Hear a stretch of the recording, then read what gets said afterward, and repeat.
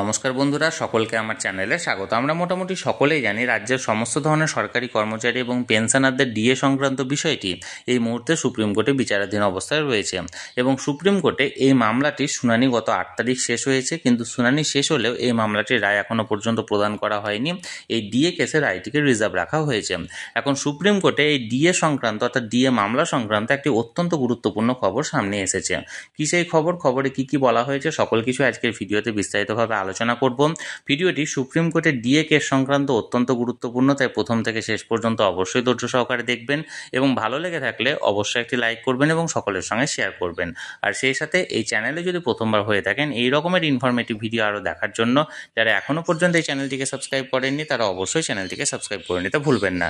তাহলে চলুন আমরা বিস্তারিত জেনে নিই। দেখুন, আমরা এই মুহূর্তে সরাসরি সুপ্রিম কোর্টের ওয়েবসাইটে আছি। এখানে দেখুন ডায়েরি নাম্বার দেওয়া হয়েছে 3592/2022 the state of West Bengal versus confederation of state government employees West Bengal. এখানে দেখুন ডায়েরি নাম্বারটি ফাইল করা হয়েছিল 23 নভেম্বর 2022-এ। এবার কেস ডিটেলস দেখুন, স্পেশাল লিভ পিটিশন অর্থাৎ এসএলপি করা হয়েছিল, সিএনআর নাম্বার দেওয়া হয়েছে। আর present or last listed on, যেটা আমি আগেই বললাম, লাস্ট যে হিয়ারিং এই মামলাটির হয়েছিল সেটা হয়েছিল গত 8ই সেপ্টেম্বর 2025। Honourable mister justice Sanjay Karol and honourable mister justice Prashant Kumar mister এজলাসে। এবার স্ট্যাটাসটা দেখুন, এখানে পেন্ডিং দেখাচ্ছে। পেন্ডিং দেখানোর পরেও এখানে দেখুন here and reserve order date হচ্ছে 8ই সেপ্টেম্বর 2025, এই রায়টিকে রিজার্ভ রাখা হয়েছে। এখন এই ডিএ মামলা সংক্রান্ত সুপ্রিম কোর্ট থেকে যে খবরটি সামনে এসেছে সে খবরটি হলো, বেশ কিছুদিন ধরে বিভিন্ন রকমের উৎসবের কারণে সুপ্রিম কোর্টে ছুটি ছিল, অর্থাৎ সুপ্রিম কোর্টে হলিডে ছিল, কিন্তু বর্তমানে দীপাবলির পরে এবং ছট পুজো শেষ হয়ে যাওয়ার পরে সুপ্রিম কোর্টটি ওপেন হতে চলেছে এবং খুব সম্ভবত মনে করা হচ্ছে যে সুপ্রিম কোর্টে আগামী সপ্তাহে এই ডিএ মামলাটি উঠতে পারে। এখন দেখার বিষয় যে কী হতে চলেছে।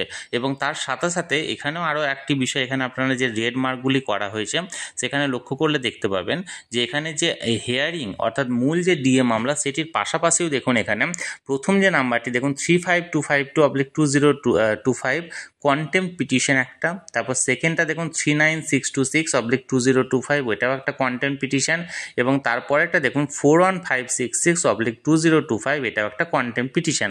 অর্থাৎ তিনটি সরকারি কর্মী সংগঠনের তরফ থেকে আগে যে গ্রীষ্মাবকাশের আগে সুপ্রিম কোর্টের তরফ থেকে যে অন্তর্বর্তীকালীন নির্দেশ দেওয়া হয়েছিল যে 6 সপ্তাহের মধ্যে রাজ্যের সমস্ত ধরনের কর্মীদেরকে 25% ডিআরএস অ্যালাউন্সের এরিয়ার দিতে হবে, এবং রাজ্য সরকারের তরফ থেকে সেই সময়ের মধ্যে ডিএ প্রদান করা হয়নি, অর্থাৎ এরিয়ার প্রদান করা হয়নি, এবং সেই নিয়ে একটি কন্টেম্প পিটিশন করা হয়েছিল প্রত্যেকটি মামলাকারী সংগঠনের পক্ষ থেকে একটি, এবং সেগুলিও কিন্তু দেখুন এই মূল ডিএ মামলার সঙ্গে যুক্ত আছে। অর্থাৎ এখানে মূল ডিএ মামলার পাশাপাশি 3টি কর্মী সংগঠনের পক্ষ থেকে করা 3টি কন্টেম্প পিটিশনও এবং যুক্ত আছে। এবং সব থেকে বড় ব্যাপার হলো উৎসবের যে আবহাওয়া, সেই উৎসবের আবহাওয়াটি এই মুহূর্তে শেষ হচ্ছে, এবং এখন দেখার বিষয় যে এই মামলাটি আগামী কবে উঠছে এবং উঠলে এই মামলাটির কি রায় দেওয়া হয়। আমি সবসময় চোখ রেখেছি যে কোনো আপডেট আসা মাত্রই তৎক্ষণাৎ সেটা ভিডিওর মাধ্যমে আপনাদের সঙ্গে শেয়ার করে দেবো। তাই যারা এখনও পর্যন্ত চ্যানেলটির সঙ্গে যুক্ত নেই অবশ্যই চ্যানেলটিকে সাবস্ক্রাইব করে চ্যানেলটির সঙ্গে যুক্ত হয়ে যান। আর এই ভিডিওটি ভালো লেগে থাকলে অবশ্যই একটি লাইক করুন এবং সকলের সঙ্গে শেয়ার করুন, আর অবশ্যই চ্যানেলটিকে সাবস্ক্রাইব করুন।